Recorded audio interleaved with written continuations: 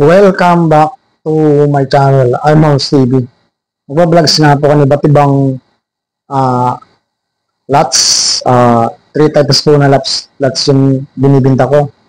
Number 1, farm lots. Number 2, residential lots. Number 2, commercial lots. Nagbibinta pa ako ng house and lots sa buong Rizal, Cavite, Batangas, Laguna, Tarlac, Pampanga, Pangasinan, Baguio, Palawan.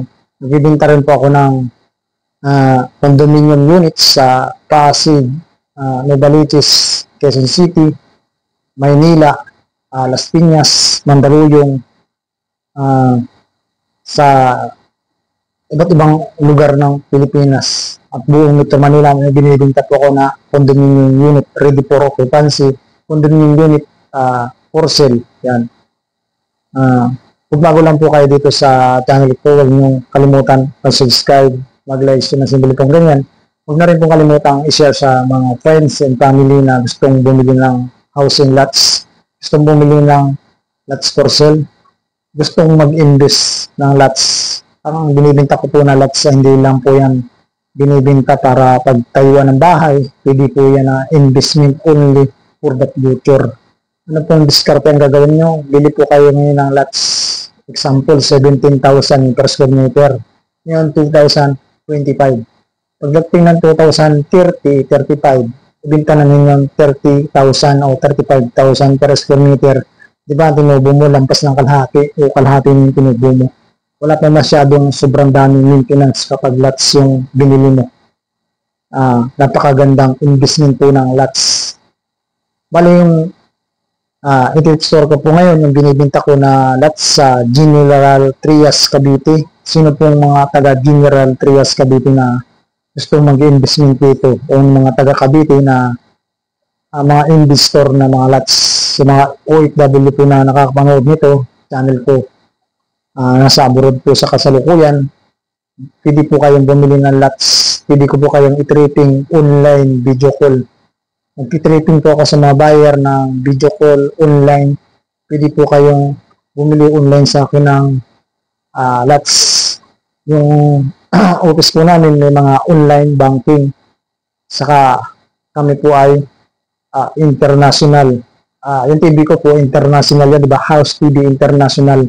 Ibig sabihin yan, sa buong mundo pwede siyang magbenta ng house and lots and condominium units. Pwede kang bumili dyan ng lots kasi yan House TV International. Yan kagandahan sa YouTube channel ko. Meron pa ako ng Facebook, YouTube channel. Meron pa akong public fan page, House TV. Maraming nanonood dyan ang mga member na ako. Marami na rin kami mga member ko sa House TV. Okay. At umpisahin na po yung pag-pastoral. Ang binibenta ko po na lots sa General Trias, Cavite. Ang pangalan po ng subdivision ay Rio de Oro Residential Estates. Rio de Oro Residential Estates at General Trias, Cavite. Marami pong mga establishment na aware o swak na swak po sa inyo. Marami po dyan na SM. Ganun din po ang school, public market, dyan sa General Trias, Cavite. Nandyan po yung Pure Foods na plantation. EPSA, pag sinabing EPSA, yan yung compound kung saan sama-sama na dyan. Nandyan yung Nisin, Magnolia, dyan yung sa loob ng EPSA. Sino nakakaalam ng EPSA sa Cavite, sa General Trias, Cavite? Ito po, malapit po yung binibinta ko na lots na yan. Pangalan ng subdivision, Rio de Oro Residential Estates. Okay. Magkano po ba ang price ng Rio de Oro Residential Estates? Ang price po niya, inner lots, 17,000 per square meter. Corner lots po, 17,560 per square meter. Okay, tanong po, anong mga kat ng mga lupa ang mayroon sa Rio de Oro Residential Estates, General Trias, Cavite? Ito po yung kat ng lupa niya. 72 square meter, 100 square meter, 120 square meter, manili po kayo dyan, 300 square meter, up. Pag sinabing up, may higit pa sa 300 yan. Ang reservation po niya, 20,000 ang reservation.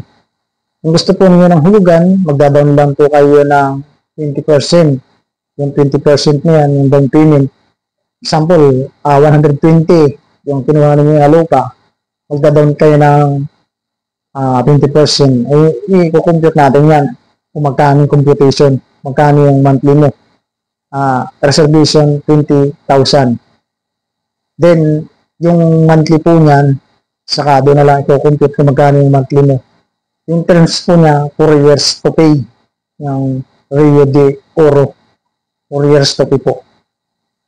Ano po bang mga amenities ng subdivision na Rio de Oro Residential Estates located General Trias, Cavite? Ano po ang mga amenities na mapapakinabangan ng mga buyer kapag bumili ang mga buyer? Number 1, entrance gate, guard house. May guard house po niya, siya 24/7, mayroon siyang security guard. Number 2, na mapapakinabangan ng mga amenities, clubhouse, clubhouse. Kung may mga activities ka, kagaya ng party o family, banding, pwede mong gamitin yan kasi binili mo, yan nga yung mga amenities, birthday party, binyagan, baptist, yan, pwede gamitin yung overcourt. Okay. Number 3, swimming pool. Gaya ngayon, mainit. Pwede kayo mag-swimming dyan, may swimming pool po ang subdivision na yan. Number 4, amenities, volleyball court. Kung mayroon kayong mga export o athlete, may volleyball court na dyan. Pwede ka mag-practice tuwing umaga kung panlaban ka, volleyball court. Then, kung mahilig ka sa basketball court, mayroon din po siya, basketball court. Kung marunong ka ng tennis court, panlaban ka, may tennis court din po dyan. Okay. Tanong, konkreto po ba ang routes ng Rio de Oro, General Trias, Cavite? Kompleto po. Underground drainage system, mayroon siyang sidewalk, may gutters, electrical facilities, centralized water system, yan po yung mga nandyan po sa loob ng subdivision na yung mga amenities, underground drainage system, electrical facilities, centralized water system, sidewalk, concrete road, matibay, yung mga drainage system yan. Kung gusto po niyo mag-investment sa Rio de Oro Residential Estates, General Trias, Cavite, yung SM po na malapit dyan, yung SM Palapala, Dasmariñas, Cavite. Alam po ninyo Dasmariñas, Cavite. Yan po yung SM Palapala. Then yung Cavite Estates, nandyan na rin po. Lasal, meron din po dyan sa malapit din dyan, Lasal.